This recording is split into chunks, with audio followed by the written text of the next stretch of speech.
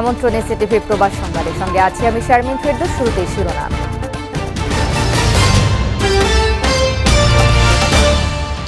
ভূমধ্যসাগরে নিহত ৮ বাংলাদেশের মরদেহ দেশে পৌঁছেছে। মামলা জটিলতায় মরদেহ ঢাকা মেডিকেল মর্গে তদন্ত করবে পুলিশ।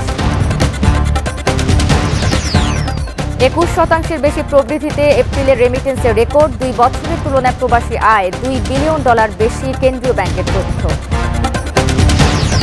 নির্ধারিত কোটা চেয়ে বাংলাদেশ থেকে ৪২,০০০ কম মুসল্লি হজে যাচ্ছেন। বিমান পরিচালনা ব্যবস্থায় ৩টি এয়ারলাইন্স মধ্যজোনে পবিত্র হজ।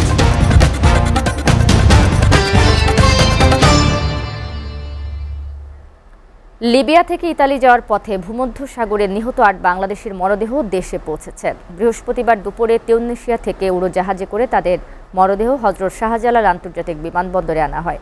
এ ঘটনায় মামলা হয় পুলিশ মরদেহ ময়না তদন্তের জন্য ঢাকা মেডিকেলে নিতে চাইলে বিমানবন্দর হট্টগোল করেন নিহত স্বজনরা। তাইফুর রহমান তুহিনের প্রতিবেদন। গত 14 ফেব্রুয়ারি লিবিয়ার জোয়ারা উপকূল থেকে 53 জন অভিবাসন প্রত্যাশী নৌকায় করে ইউরোপের উদ্দেশ্যে যাত্রা করে। তিউনিসিয়া উপকূলে পৌঁছালে নৌকাটি ডুবে গিয়ে নিহত হয় 9 জন।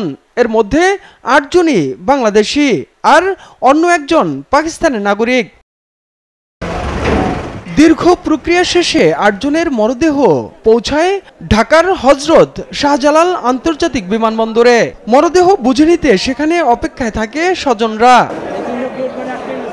এ ঘটনায় 19 এপ্রিল ঢাকার বিমানবন্দর থানায় হত্যা ও মানব পাচার প্রতিরোধ আইনে মামলা করে নিহত সজল বৈরাগীর বাবা সুনীল বৈরাগী।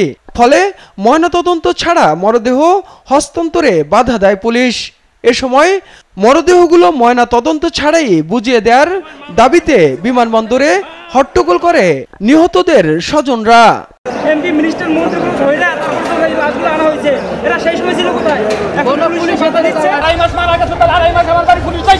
কিভাবে মারা গেছে, কিভাবে কি হয়েছে, আর আজকে লাশ আমরা এত কষ্টের 2 মাস ধরে দৌড়াইতে আর লাশ আনছে, আজকে লাশ একটা সবকিছু করবেন। এটা কোন ধরনের আইন?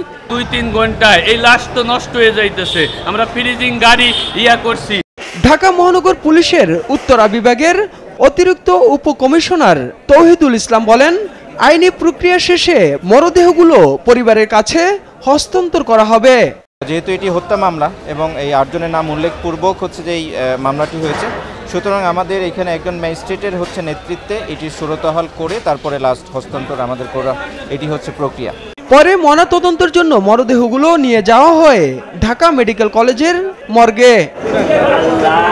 তাইফুর রহমান তুহিন, এসএটিভি, ঢাকা। প্রবাসীরা রেমিটেন্স পাঠানোর ক্ষেত্রে আবারও রেকর্ড গড়ল।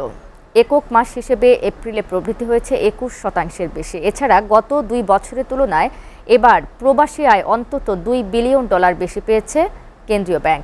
কেন্দ্রীয় ব্যাংকের হালনাগাদ প্রতিবেদনে বলা হয়েছে, চলতি অর্থ বছরের প্রথম 10 মাসে প্রবাসীরা রেমিটেন্স পাঠিয়েছেন $19.11 বিলিয়ন।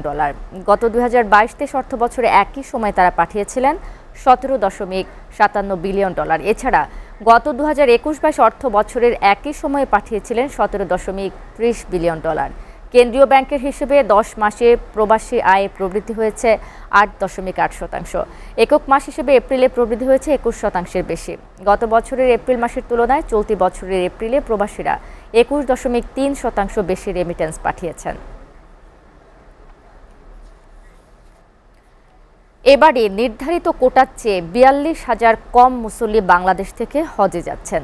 গাইডসহ সরকারি ব্যবস্থাপনায় যাচ্ছেন ৪,৪০০ জন, আর বেসরকারি ব্যবস্থাপনায় ৮০,৬০০ জন যাচ্ছেন। ধর্মমন্ত্রী ফরিদুল হক বলেন, কোনো ত্রুটি যাতে না থাকে সেজন্য স্টেক হোল্ডার ও হজের সাথে সম্পর্কিত মন্ত্রণালয়গুলো আলোচনা করে কাজ করা হয়েছে। 3টি এয়ারলাইন্স থেকে বিমান পরিচালনার ব্যবস্থা করা হয়েছে। প্রধানমন্ত্রী শেখ হাসিনা হজ যাত্রার উদ্বোধন করবেন বলেও জানান তিনি। তবে সৌদি আরবে বাড়ি ভাড়া সহ আনুষঙ্গিক কাজ সম্পন্ন করা নিয়ে জটিলতা দেখা দিয়েছে। হজ এজেন্সি অ্যাসোসিয়েশন অব বাংলাদেশের সভাপতি শাহাদাত হোসাইন তসলিম জানিয়েছেন, বেশিরভাগ এজেন্সি মালিকের ভিসা এখনও নিশ্চিত করতে পারেনি ধর্ম মন্ত্রণালয়। চাঁদ দেখা সাপেক্ষে আগামী 15 বা 16 জুন পবিত্র হজ অনুষ্ঠিত হবে।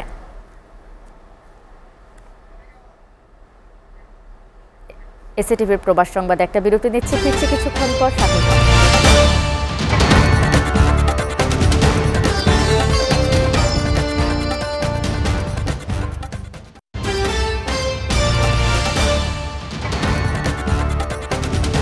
দেখছেন এসিটিভি প্রবাস সংবাদ। মালয়েশিয়ায় অবৈধভাবে কাজ করায় এক বাংলাদেশি শিক্ষার্থী আটক হয়েছেন। একটি সবজির দোকানে কর্মরত অবস্থায় তাকে আটক করে দেশটির অভিবাসন বিভাগ। মালয়েশিয়ায় বিদেশি শিক্ষার্থীদের কাজের অনুমতি নেই, ফলে অনেক শিক্ষার্থী অবৈধভাবে কাজ করে অর্থ উপার্জন করছে। তাদের অনেকে অভিবাসন বিভাগের হাতে ধরাও পড়ছেন। একইভাবে অবৈধভাবে কাজ করতে গিয়ে আটক হয়েছেন এক বাংলাদেশি শিক্ষার্থী। গত বছরের সেপ্টেম্বর মাসে মালয়েশিয়ার ক্লাং উপত্যকার একটি সরকারি উচ্চশিক্ষা প্রতিষ্ঠানে শিক্ষার্থী হয়ে আসেন তিনি। আটক বিদেশিদের মধ্যে 18 জন বাংলাদেশি, 1 জন ইন্দোনেশীয় এবং 4 জন মিয়ানমারের নাগরিক।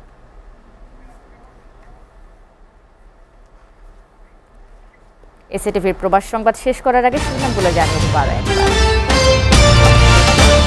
ভূমধ্যসাগরে নিহত 8 বাংলাদেশের মরদেহ দেশে পৌঁছেছে। মামলার জটিলতায় মরদেহ ঢাকা মেডিকেল মর্গে তদন্ত করবে পুলিশ। 21% বেশি প্রবৃদ্ধিতে এপ্রিলে রেমিটেন্সের রেকর্ড। 2 বছরের তুলনায় প্রবাসী আয় $2 বিলিয়ন বেশি, কেন্দ্রীয় ব্যাংকের তথ্য। মালয়েশিয়ায় বাংলাদেশি এক শিক্ষার্থী আটক করেছে অভিবাসন বিভাগ। অবৈধভাবে কাজ করার অভিযোগ তার বিরুদ্ধে।